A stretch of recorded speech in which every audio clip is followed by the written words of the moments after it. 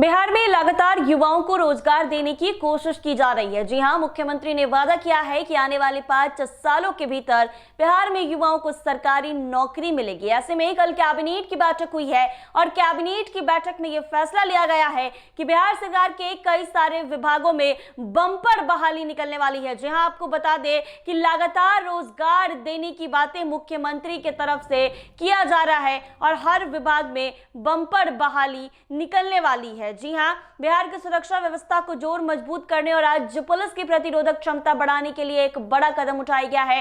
राज्य कैबिनेट ने वित्तीय वर्ष 26-27 में स्पेशल ऑक्सिलरी पुलिस यानी एसएपी में 17,000 जवानों को नियुक्त करने का फैसला लिया है। इस नियुक्त योजना में केवल सेवानिवृत्त सैनिक ही नहीं बल्कि अर्धसैनिक बलों के रिटायर्ड जवान को भी शामिल किया जाएगा। ये कदम बिहार पुलिस की छापेमारी क्षमता बढ़ाने और उग्रवादी एवं संगठित अपराधियों के विरुद्ध सक्रिय अभियान चलाने के उद्देश्य से लिया गया है। स्पेशल ऑक्सिलरी पुलिस एसएपी की भर्ती परंपरागत रूप से मुख्य रूप से सेवानिवृत्त सैनिकों तक ही सीमित रहती थी, लेकिन अब सरकार ने इस नीति में बदलाव किया है और अर्धसैनिक बलों के रिटायर्ड जवानों को भी इस अवसर का लाभ लेने का अधिकार दिया है। अधिकारियों के अनुसार इस कदम से न केवल सैप की संख्या में वृद्धि होगी बल्कि अनुभवी और प्रशिक्षित जवानों की मौजूदगी से पुलिस की प्रतिरोधक क्षमता और मजबूत होगी।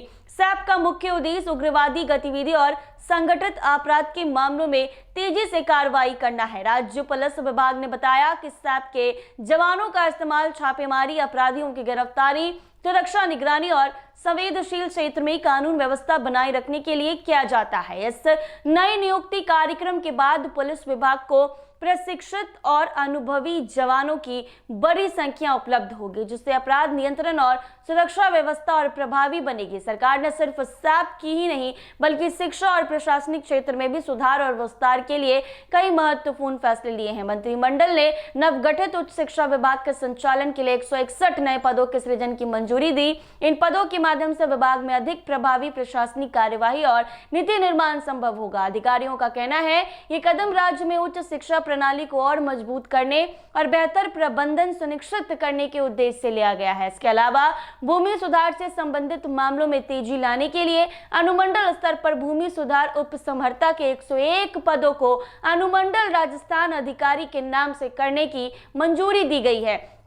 हर अनुमंडल के लिए भूमि सुधार उपसमहर्ता के 101 नए पदों का सृजन किया गया। अधिकारियों के अनुसार भूमि सुधार विभाग में नए पदों के सृजन से लोगों को भूमि संबंधित मामलों में जल्द और पारदर्शी सेवा मिलेगी। ये कदम विशेष रूप से ग्रामीण क्षेत्र में भूमि विवादों के निपटान में सहायता करेगा। तो ऐसे में राज्य सरकार के इन पहलों से स्पष्ट है कि सुरक्षा, प्रशासन और शिक्षा सभी क्षेत्र सुधार लाने का उद्देश्य है। सैप में अनुबंध कर नियुक्त जवानों की संख्या बढ़ाने से राज्य पुलिस की छापेमारी की क्षमता बढ़ेगी और अर्धसैनिक बलों के अनुभवी जवानों की मौजूदगी से कानून व्यवस्था बनाए रखने में मदद मिलेगी। वहीं भूमि सुधार और उच्च शिक्षा विभाग में नए पदों के सृजन से प्रशासनिक दक्षता बढ़ेगी और जनता को उत्तरोत्तर सेवा मिलेगी। बिहार के गृह विभाग और पुलिस विभाग के अधिकारी मानते हैं कि सैप में अनुबंध पर नियुक्ति का यह बड़ा कदम राज्य की सुरक्षा और कानून व्यवस्था के लिहाज से ऐतिहासिक है। अधिकारियों का कहना है जल्द ही इस भर्ती प्रक्रिया की रूपरेखा और पात्रता मानदंड सार्वजनिक किए जाएंगे। इस योजना के लागू होने से राज्य में सुरक्षा, प्रशासनिक सुधार की दिशा में एक मजबूत संदेश जाएगा और नागरिकों की सेवा में तेजी आएगी। कुल मिलाकर बिहार सरकार का यह निर्णय न केवल पुलिस बल और प्रशासनिक विभागों की क्षमता बढ़ाएगा बल्कि राज्य के कानून व्यवस्था और विकास की दिशा में अहम भूमिका निभाएगा। सैप में 17,000 अनुबंधित जवानों की नियुक्ति और अन्य प्रशासनिक पदों का सृजन राज्य सरकार की कार्यकुशलता और जनता के प्रति प्रतिबद्धता को दर्शाता है। तो इस तरह से कानून व्यवस्था अच्छी होगी और पुलिस की सुरक्षा निगरानी और भी ज्यादा बढ़ेगी। ऐसे ही तमाम अपडेट्स के लिए बने रहे NBC 24 के साथ।